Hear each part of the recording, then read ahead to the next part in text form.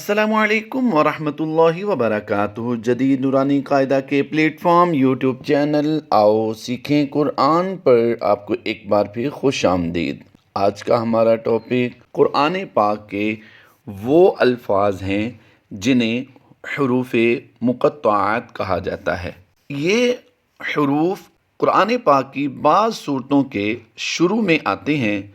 इन हरूफ को मुफरिद हरूफ की तरह अलग अलग पढ़ें कि मद्दात की मिकदार पूरी अदा हो और इख्फा और इदगाम आने की सूरत में गुन्ना भी किया जाए।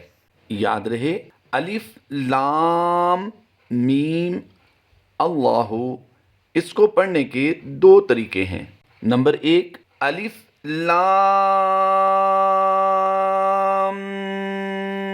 मीम अल्लाहु, यानी मीम पर हमने लाम मीम की मीम पर हमने ज़बर लगाकर मीम लाम ज़बर मल की आवाज़ दी और फिर लाम खड़ी ज़बर ला को हमने लंबा कर दिया।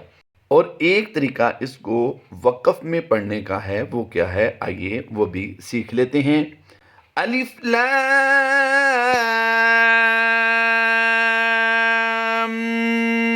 मीम अल्लाहु।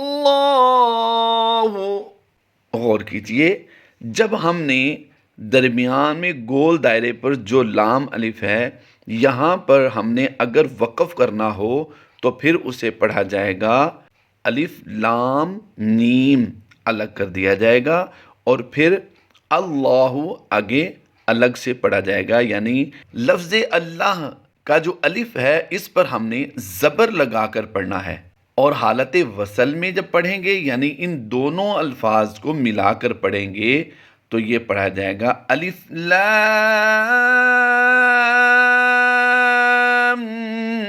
मीम अल्लाहु, यानी मीम पर हमने ज़बर लगाकर फिर इसे आगे पढ़ना है। ये हुरूफ मुक़त्तआत में पढ़ा जाने वाला मुश्किल तरीन लफ्ज़ है।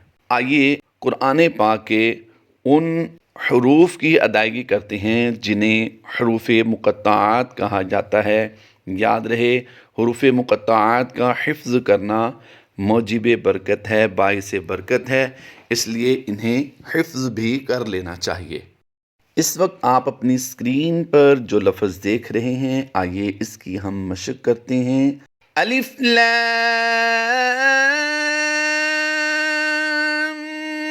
मीम, फिर पढ़ लीजिए अलिफ लाम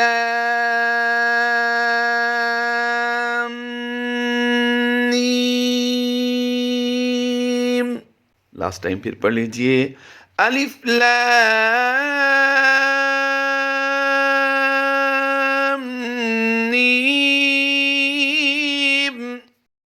इस वक्त आप अपनी स्क्रीन पर जो लफ्ज़ देख रहे हैं, आइए इसकी मशक करते हैं। ये वही लफ्ज़ है जो अभी हमने मशक में पढ़ा है, तो आइए इसकी दोबारा हम अदायगी करते हैं। इसको दोनों तरीक़ों से ही हम अदा करेंगे। पहले हम हालत वक़फ़ में इसकी अदायगी करेंगे। अलिफ लाम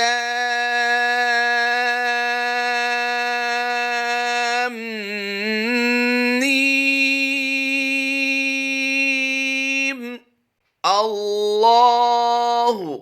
और हालत वसल में कैसे पढ़ेंगे? अलिफ लाम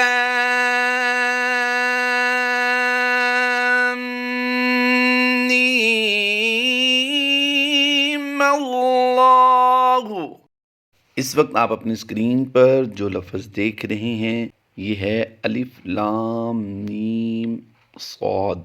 चार हरूफ हैं ये। इन चारों हरूफ की अदायगी हम करेंगे। 3 पर मद का निशान है। यहाँ आप इस वक्त देख रहे हैं कि चारों ही हरूफ को खोल के लिखा गया है। लफ्ज़ की शक्ल दी गई है इन्हें कि लफ्ज़ ये कैसे बनेगा। तो अलिफ लाम।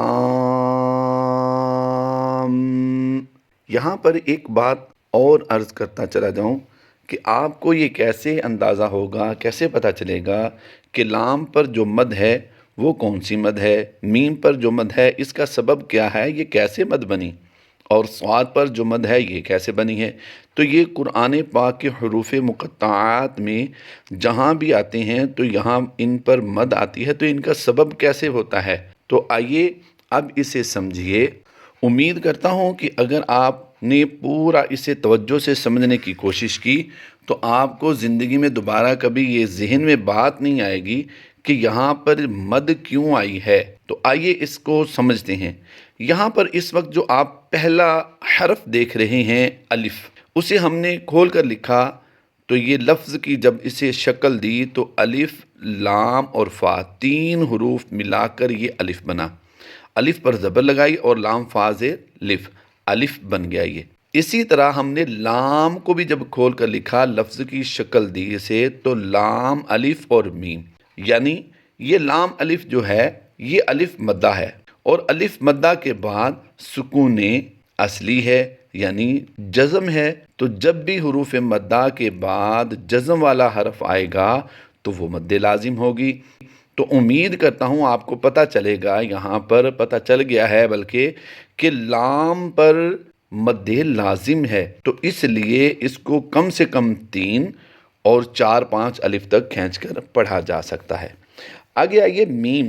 میم پر فوکس کیجئے کہ میم پر یہاں شد بھی ہے اور مد بھی ہے، اور شد کی وجہ سے غنہ کرنا ہوتا ہے اور مد کی وجہ سے لمبا کرنا ہوتا ہے۔ تو کیسے پتا چلے گا کہ یہاں پر میم پر جو شد ہے یہ مشدد کیوں ہے اور میم پر جو مد ہے یہ مد کیوں ہے؟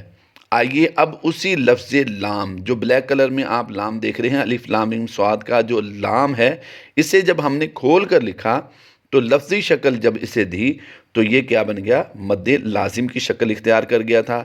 تو یہاں پر میم جو ہے ساکن ہے۔ جب بھی میم ساکن کے بعد دوسری میم آتی ہے تو وہ مشدد پڑھی جاتی ہے۔ اب یہاں پر دیکھیے، جب ہم میم کو دوبارہ سے پڑھیں گے تو وہ مشدد پڑھی جائے گی، تو میم مشدد ہوئی۔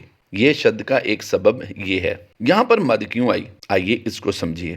جب ہم نے میم کو لفظی شکل دی، یہ اسے کھول کر لکھا تو میم یا اور میم لکھا جائے گا، تو یہ بن جائے گا میم یازے می۔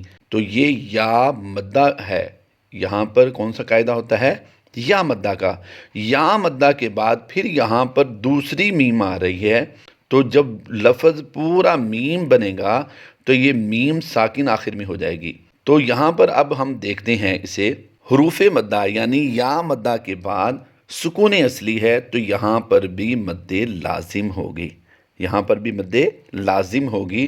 تو یہاں پتہ چلا کہ یہ جو الف لام میم صاد کی جو میم پر مد ہے اس کا سبب کیا ہے وہ ہمیں پتہ چل گیا۔ تو یہ مد کون سی مد کہلائے گی؟ مد لازم۔ اب آئیے صاد کی طرف چلتے ہیں۔ اسی فارمولے کے تحت ہم اس کو سمجھتے ہیں کہ صاد کا جب ہم کھول کے لکھتے ہیں لفظی شکل اس کو دیتے ہیں تو صاد الف زبر صا، یہ الف مدہ بن گیا۔ الف مدہ کے بعد صاد جب لکھتے ہیں کھول کے تو اس کے آخر میں دال ساکن آتی ہے، دال ساکن ہے۔ الف مدہ کے بعد جزم والا حرف یعنی سکون اصلی دیکھا جا رہا ہے تو یہاں پر مد لازم ہوگی۔ تو پتہ چلا کہ الف لام میم صاد میں جو مدیں 3 نظر آ رہی ہیں یہ تینوں ہی مد لازم کہلائیں گی۔ امید کرتا ہوں آپ کو ان کے بارے میں سمجھ آ گئی ہوگی۔ تو آئیے اب ہم اس لفظ کی رواں ادائیگی کرتے ہیں، بغیر ہجوں کے پڑھتے ہیں اسے جس طرح قرآن پاک میں پڑھا جاتا ہے۔ تو کس طرح پڑھیں گے؟ الف لام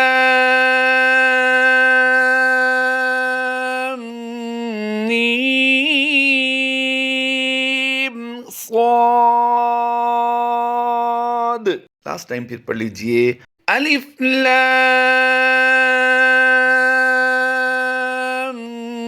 میم صاد۔ اس وقت آپ اپنی اسکرین پر جو لفظ دیکھ رہے ہیں یہ ہماری اس مشق کا چوتھا لفظ ہے۔ آئیے اس لفظ کی ہم مشق کرتے ہیں۔ الف لام را، پھر پڑھ لیجئے الف لام را، الف لام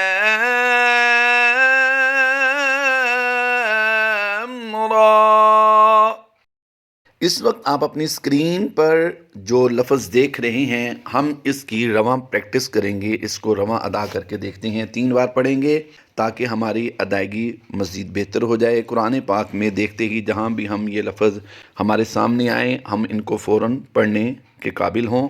آئیے اس لفظ کی ادائیگی کرتے ہیں۔ الف لام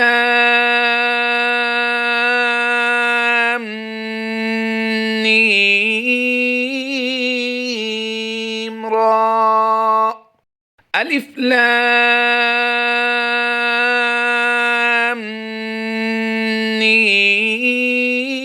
میم را، الف لام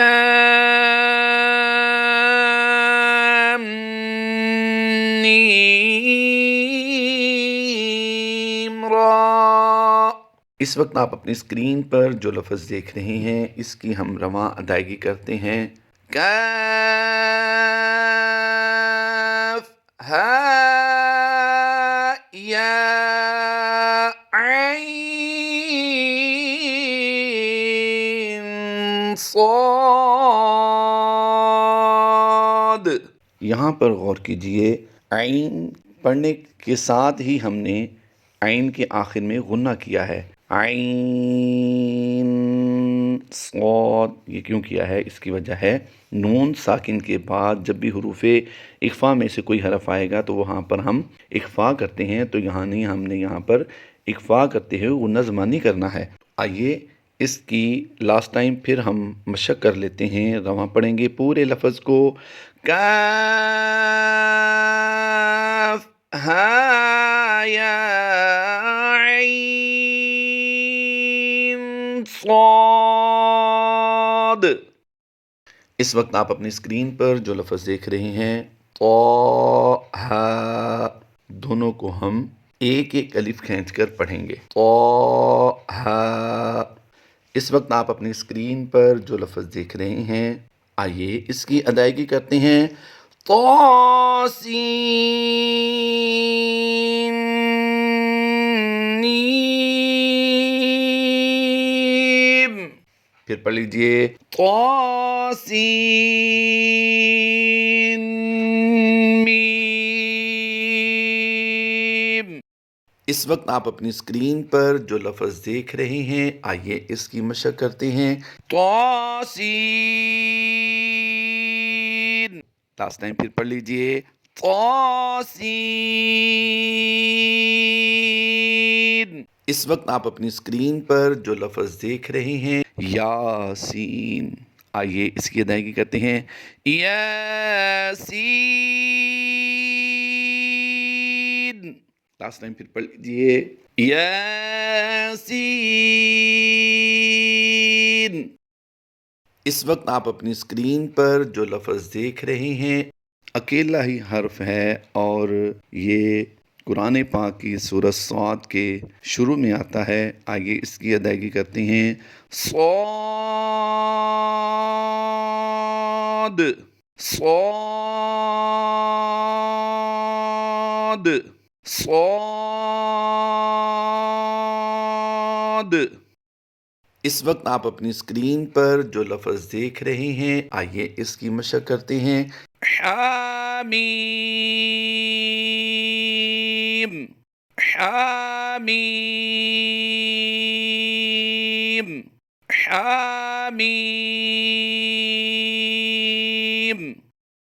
اس وقت آپ اپنی اسکرین پر جو لفظ دیکھ رہے ہیں اس کی ادائیگی کرتے ہیں۔ اگر آپ کو قرآن پاک پڑھتے ہوئے کوئی بھی لفظ مشکل لگے، ہمارا نمبر آپ اپنی اسکرین پر دیکھ رہے ہیں تو آپ ہمارے ساتھ ضرور رابطہ کریں، انشاءاللہ عز و جل ہم آپ کو اسی وقت سمجھائیں گے اور اس پر ایک الگ سے لیکچر بھی آپ کو جاری کر دیں گے انشاءاللہ عز و جل۔ اس وقت آپ اپنی اسکرین پر جو لفظ دیکھ رہے ہیں اس کی ادائیگی کرتے ہیں۔ حامیم عین سین قاف، حامیم عین سین قاف۔ میم عین سین قاف۔ اس وقت آپ اپنی اسکرین پر جو لفظ دیکھ رہے ہیں اس کی ادائیگی کرتے ہیں۔ قاف، یہ سورہ قاف کے شروع میں پہلا حرف آتا ہے۔ قاف قاف۔ اس وقت آپ اپنی اسکرین پر جو لفظ دیکھ رہے ہیں یہ سورہ قلم کے شروع میں پہلا حرف آتا ہے۔ آئیے اس کی ادائیگی کرتے ہیں۔ نون، پھر پڑھ لیجئے نون، لاسٹ ٹائم پھر پڑھ لیجئے نون۔ اللہ تبارک و تعالی ہماری اس کاوش کو اپنی بارگاہ میں قبول فرمائے، آمین بجاہ النبی الامین صلی اللہ تعالی علیہ وآلہ وسلم۔